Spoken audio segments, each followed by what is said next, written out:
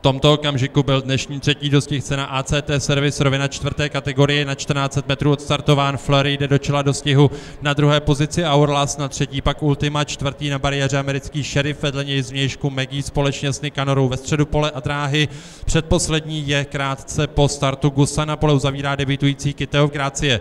Kompaktní osmička aktérů míří nakonec protilehlé roviny, kilometr do cíle, koně naběhnou do Lahovického oblouku. V čele dostihu Flurry, na druhé pozici pak následuje teď Ultima, na třetí příčce průběžného pořadí je tam potom Hourglass, za ní čtvrtá Maggie, na páté pozici pak Nicanora, na šestou se posunula Gusan, sedmý je americký Sheriff a pole uzavírá Kyteov Gracie.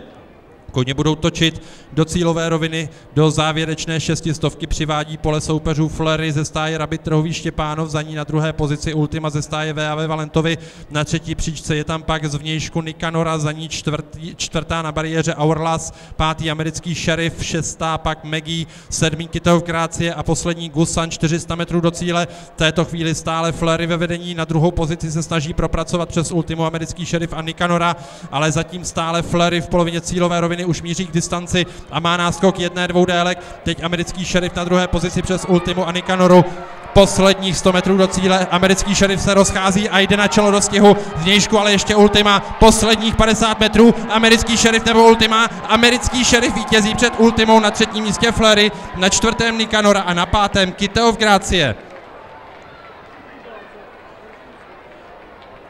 Viděli jsme dnešní třetí dostih cenu ACT Service, zatím neoficiálně v tomto dostihu zvítězil kun číslo 4 americký Sheriff, zástupce stáje Vrba Rokytnice Slavičín.